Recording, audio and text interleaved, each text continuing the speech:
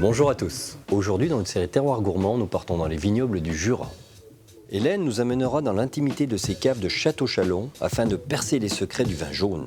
Puis, nous rejoindrons Christian qui a retrouvé de nombreux cépages jurassiens qu'il garde précieusement dans ses vignes conservatoires. Enfin, nous partirons sur les traces de l'un des plus célèbres fromages de l'Hexagone, le comté. Je vous laisse apprécier quelques-unes des richesses de ce terroir et je vous retrouve juste après pour une nouvelle recette. A tout de suite.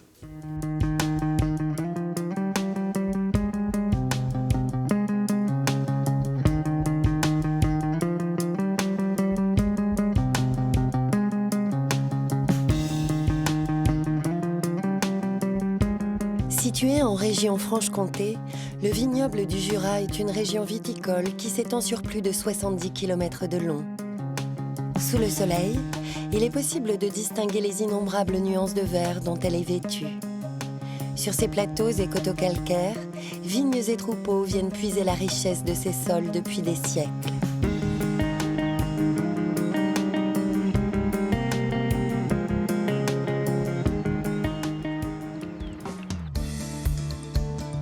Arbois, la capitale du vignoble, accueille chaque année de nombreux touristes pour la qualité des productions culinaires du pays. Car ici, les vaches donnent le meilleur de leur lait et les raisins le meilleur de leur jus. Hélène Berthet-Bondet est viticultrice à Château-Chalon. Elle produit le fameux vin jaune, ce vin emblématique de la région. C'est dans cette cuverie que le cépage, le savagnin, va subir la fermentation alcoolique après sa récolte. Une fois prêt, le vin sera transformé dans ces caves de vieillissement uniquement destinées à l'élevage des vins jaunes. Ils vont y rester au minimum 6 ans et 3 mois, dans des fûts de 228 litres. Le jour de la mise en fût du vin, on va s'arrêter à quelques centimètres. On ne va pas entièrement remplir le tonneau. Et au fil des années, le vin va continuer à s'évaporer. On ne va jamais houiller le tonneau. Le houillage, c'est l'opération qui consiste à remplir le tonneau très régulièrement pour éviter l'oxydation du vin et l'évaporation. Donc le vin continue à s'évaporer. On va descendre à peu près au niveau de ce petit robinet. Au contact de l'air, le vin va développer un voile de levure en surface et ces levures vont lui donner tous ces arômes caractéristiques. Ce voile de levure le protège également de l'oxydation.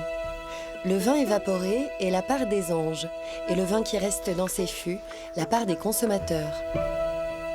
Hélène est la première à goûter ces arômes puissants, intenses et concentrés. Donc c'est un vin où on peut trouver des arômes de noix, des arômes de fruits secs, des arômes d'humus, par exemple l'odeur de la forêt après la pluie, le côté un petit peu champignon, un petit peu sous-bois. En bouche, il y a une très bonne attaque, une bonne expression aussi. On va retrouver ces arômes. Hélène détient dans sa cave de précieux millésimes. Le vin jaune est un vin de longue garde très robuste. Il est possible d'en goûter certains qui ont plus de 100 ans. Si ces bouteilles prennent l'allure d'une collection, elles ont aussi un air de famille. Là, je vais aller chercher la plus vieille bouteille de la collection, une bouteille de Château-Chalon 1985, qui est donc la première récolte de mon père lorsqu'il s'est installé ici à Château-Chalon. C'est une grande valeur sentimentale, bien sûr. D'ailleurs, elle n'est plus en vente. C'est un petit trésor de famille maintenant.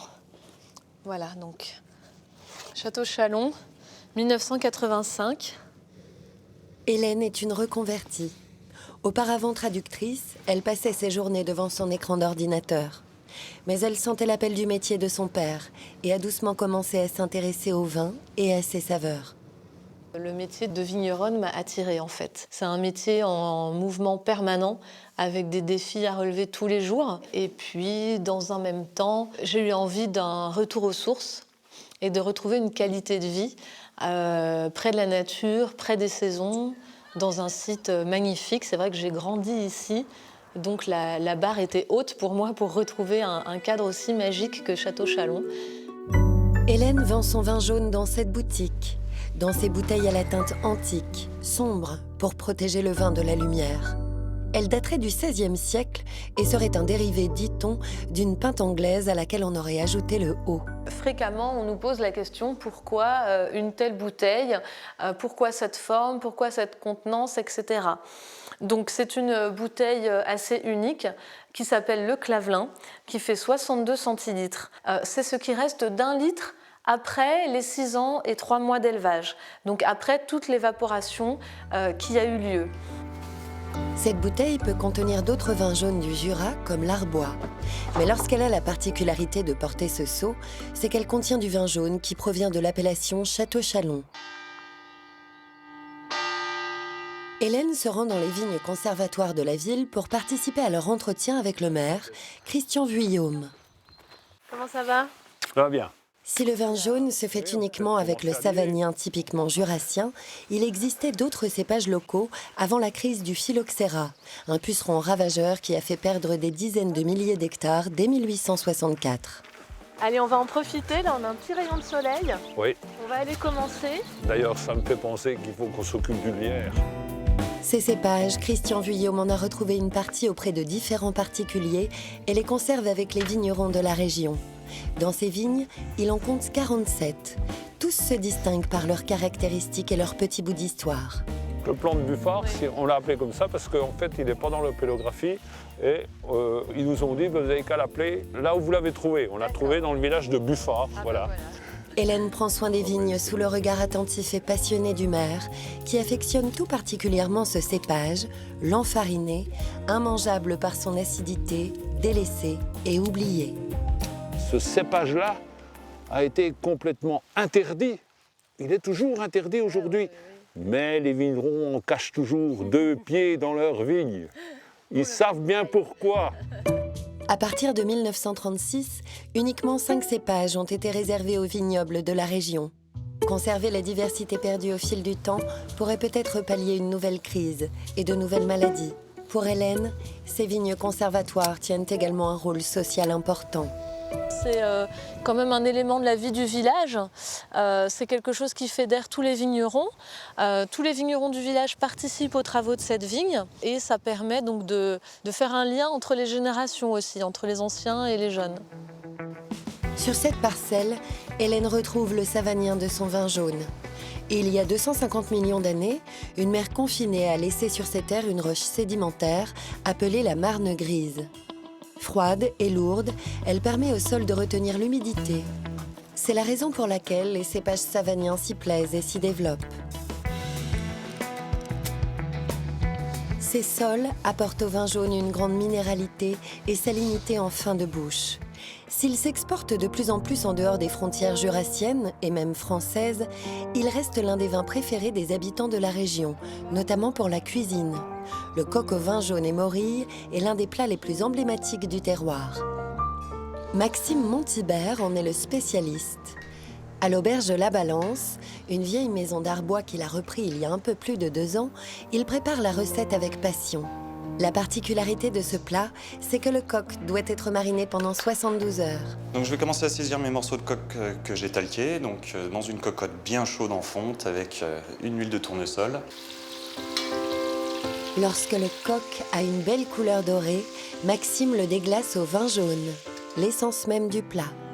Il apporte tout son caractère et sa complexité à la recette. C'est dans cette fumée que les parfums s'exaltent et qu'apparaissent les premiers arômes.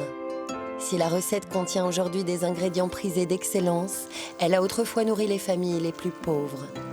C'est une recette en fait, où tous les ingrédients, on les trouve aux alentours. Les champignons, les morilles, là où aujourd'hui on a plus de mal à en trouver dans nos forêts.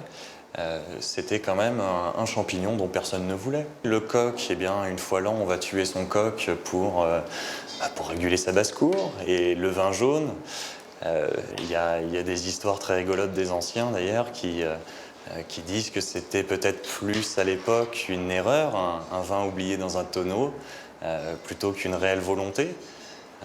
Mythe ou légende, ça on verra bien, mais de par l'histoire, finalement, on a créé un produit d'exception aujourd'hui.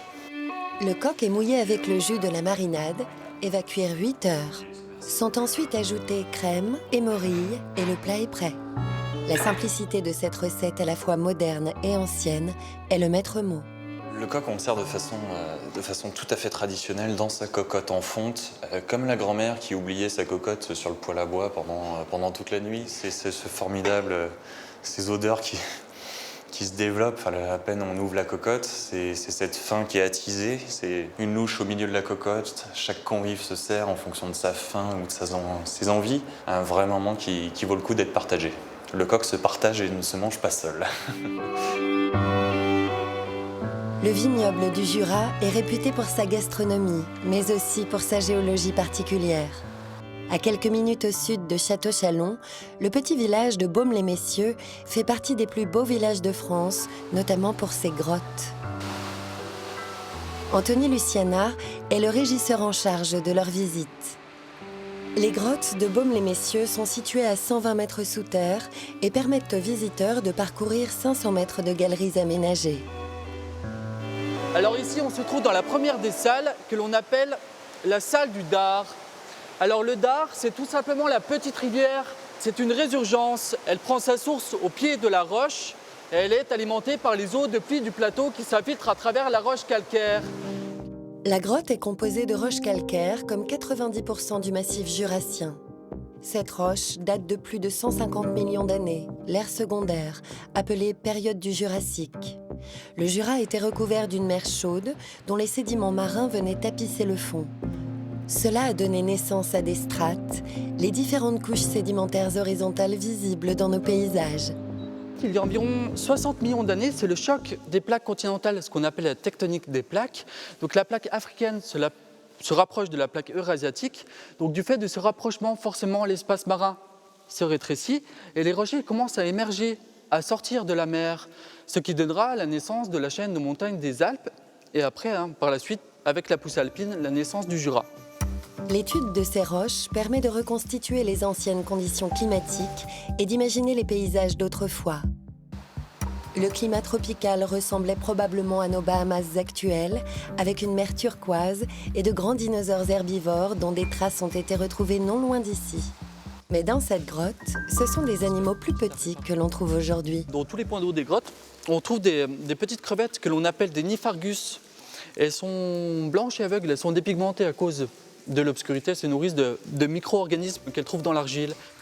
Les grottes de Baume sont au bout d'une reculée, une vallée qui pénètre à l'intérieur d'un plateau calcaire et qui se termine brusquement en forme de cirque rocheux appelé le bout du monde, d'où jaillit une résurgence.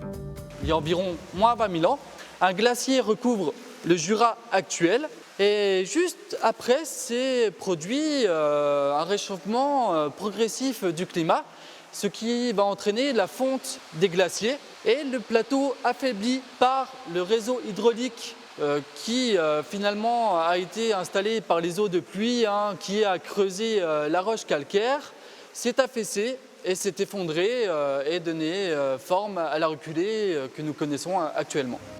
Les eaux acides ont dissous les roches calcaires et se sont frayés des chemins. La puissance des tourbillons ont créé des coupoles. 1 centimètre de stalactites, stalagmites et colonnes se sont formées chaque siècle et l'eau continue encore aujourd'hui d'inonder la salle du dard, rendant le passage inaccessible. Mais le plus impressionnant ici, ce sont ces fissures gigantesques, formant des cheminées fermées, les diaclases.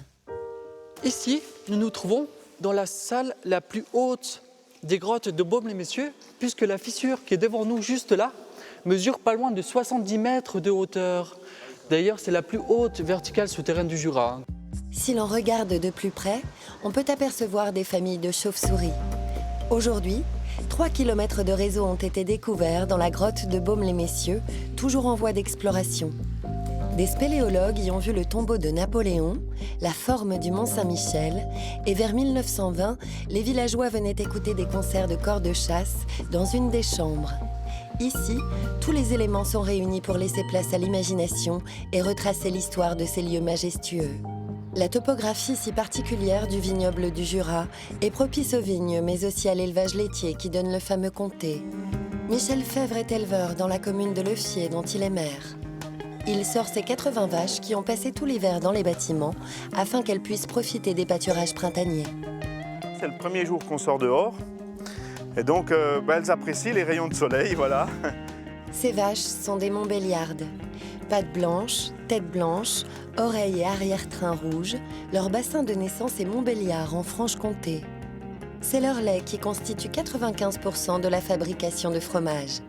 La qualité première de ces vaches-là, c'est qu'elles ont un lait de qualité qui est ce qu'on appelle fromageable. C'est-à-dire qu'on a un équilibre entre les matières grasses et les matières protéiques qui sont favorables à la fabrication de fromage.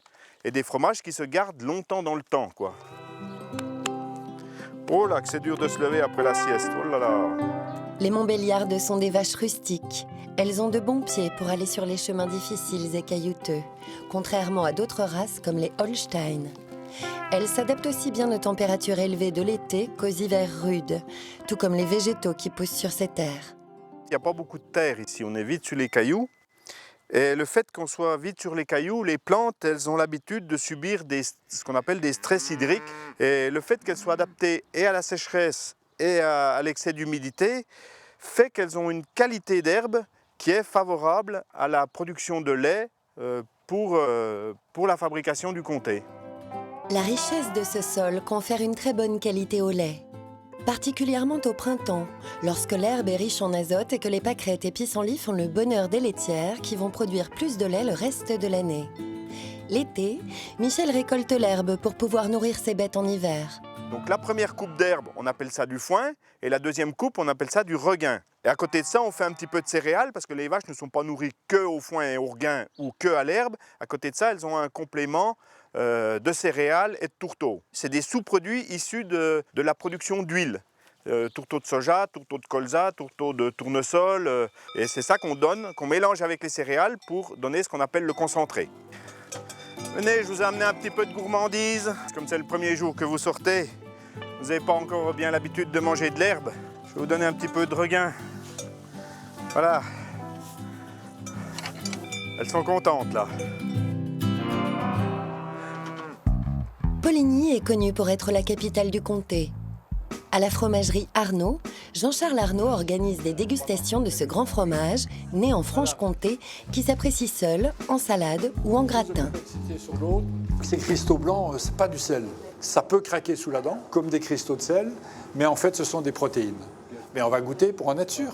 Et peut-être qu'avant, il faudrait quand même goûter un plus jeune. Ah, bah alors, pas de problème. Si il n'y avait qu'un fromage à emmener sur une île déserte, je ne pourrais pas emmener autre chose que du comté. Aujourd'hui, Jean-Charles fait goûter à ses clients des comtés de différents âges. Pour lui, c'est une histoire de famille. C'est dans cette maison familiale que son grand-père apportait sur son dos la meule qu'il fabriquait chaque jour pour l'affiner. Sa grand-mère tenait le magasin en 1907. On peut dire que Jean-Charles est tombé dans la marmite étant petit. Mon grand-père faisait tous les jours son fromage au feu de bois et c'était très dangereux à l'époque. Et donc, à l'âge de 3-4 ans, ma grand-mère comme ma mère avait peur que je me brûle. Donc, dès qu'une cuve cuivre était vide, elle me prenait par le fond de pantalon, elle me mettait dans la cuve. Et ça fait vraiment partie de mes premiers souvenirs de vie. Avec mon grand-père, que je vois faire quelque chose d'étonnant. Il y a de la fumée, il fait chaud, je vois bien qu'il brasse quelque chose et il est en train de faire son comté.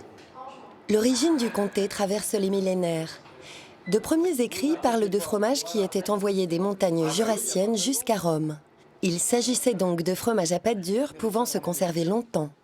Un ancien texte de calligraphie gothique datant de 1264 confirme l'existence d'une fromagerie dont une comtesse vendait ses droits.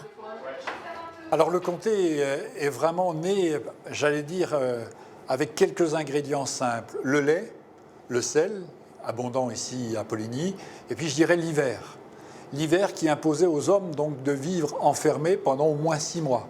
Et ils avaient très peu de ressources et ce liquide fragile qui était le lait, ils ont dû mettre au point une recette pour effectivement pouvoir le garder très longtemps, donc se nourrir eux-mêmes et ensuite échanger.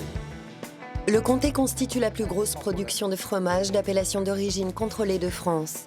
Un gage de qualité qui permet également de protéger son nom, qui n'est officiel que depuis 1958. Car les Jurassiens peinaient à abandonner le mot « gruyère de comté » que certains utilisent encore. Alors le mariage historique mais multiséculaire dans la région, voilà, c'est évidemment un grand vin jaune avec un grand comté, c'est la merveille des merveilles. Mon grand-père faisait ça avec ses copains fromagers à 4 heures de l'après-midi. La terre pouvait s'écrouler, c'était le moment de la dégustation. C'est dans ces caves d'affinage que le comté de la fromagerie Arnaud va développer ses arômes. Les fromages, encore souples et vierges en surface, vont commencer un long processus de transformation. Il va falloir les retourner et les saler pour développer des microflores à leur surface. Chaque meule pèse 40 kg, mais aujourd'hui, heureusement, des machines s'en chargent. Ce que j'ai fait dans ma jeunesse, c'est particulièrement éreintant pour le dos. Et heureusement, maintenant, on a ces machines-là qui nous permettent de faire effectivement donc, des soins où l'homme réfléchit aux soins qu'il va le faire, mais sans la pénibilité. Donc, entre avoir une opération donc, totalement manuelle, de ce type-là, ou une machine, eh bien, croyez-moi, si vous êtes obligé d'en retourner 400 tous les matins, c'est pas du tout la même chose, quoi. Mais alors, pas du tout. Les fromages sont ensuite vieillis en cave de fermentation. Les bactéries présentes dans le lait s'activent et se transforment en profondeur pour révéler leurs arômes de flore de montagne. On va écouter déjà, mais goûter aussi ces fromages. Bon, c'est bien homogène. C'est joli. C'est un très bon nez, on a de la noisette. Mais en texture, je trouve que ça mérite encore de vieillir, quoi. Selon ce qui est recherché en termes de goût ou de texture, les meules sont déplacées dans des caves, 3 au minimum, aux ambiances différentes. Moi, je pense, Bertrand, que là, les mettre dans la Napoléon, là, j'y étais tout à l'heure, elle est très très chargée en ammoniac. Elle devrait permettre une bonne transformation de la texture. Toutes les meules sont marquées d'une plaque verte depuis le jour de leur fabrication pour permettre une traçabilité des fromages. Lorsqu'elles arrivent à maturation, Jean-Charles n'hésite pas à les goûter encore et encore pour s'assurer que ces meules soient devenues de grands fromages. C'est fondant, c'est une petite merveille ça alors. Très belle texture, très onctueux, belle longueur en bouche, magnifique. Pour que le fromage porte le nom de comté, il doit impérativement avoir cette bande verte sur son talon. C'est uniquement à ce moment-là que le comté devient une appellation d'origine. Une étiquette de surface et le fromage est prêt à être vendu. Dans ces caves, Jean-Charles en profite pour aller voir quelques trésors. Alors là, je les marque à mon nom parce que je les garde pour une dégustation avec de grands vignerons. 3 ans d'âge, on a des fromages à pleine maturité. Là, c'est le bonheur. Là, on va commencer à penser à déguster des vraies saveurs. Et sans avoir rien rajouté, juste effectivement ce qui nous vient des fleurs, de l'art de l'affinage, de cette transformation profonde effectivement du fromage qui libère des saveurs extraordinaires et toutes naturelles. C'est juste le fruit de la nature.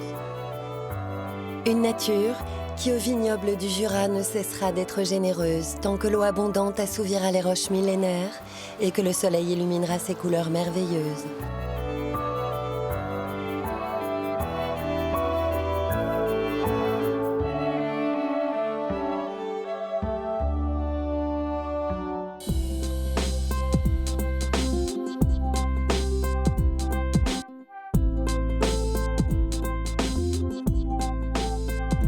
Aujourd'hui, je cuisine des champignons aux morilles et saucisses de morteau. Pour réaliser cette recette pour 4 personnes, il vous faudra, pour les champignons farcis, 4 gros champignons de Paris, environ de 70 grammes, une gousse d'ail, de l'huile d'olive, du thym et du laurier. Pour la garniture, 100 g de mâche, 50 g de cerneau de noix, huile d'olive, vinaigre de Rérès. Pour la farce, un oignon, une demi-gousse d'ail, 100 g de morille, une saucisse de morteau, 50 g de crème liquide, 100 g de comté, 20 g d'huile d'olive. Pour le jus de champignons, une demi-échalote ciselée, 300 g de champignons de Paris, de préférence bien blancs, 250 g de lait, 20 g d'huile d'olive. Lavez et coupez les pieds des gros champignons de Paris. Afin d'éviter l'oxydation des champignons de Paris, versez du jus de citron. Les placez dans un plat creux, puis salez et poivrez. Parsemez de thym et de laurier, ajoutez la gousse d'ail entière et versez un filet d'huile d'olive. Couvrir d'un papier aluminium et cuire au four 1 heure à 180 degrés. Pour la farce, ciselez l'oignon, hachez l'ail, puis émincez les morilles. Cuire à petit bouillon la saucisse de morteau 20 minutes. C'est bon pour toutes les saucisses. Si vous voulez les piquer, pour ôter un petit peu l'excédent de gras, ne pas les piquer en profondeur et très légèrement.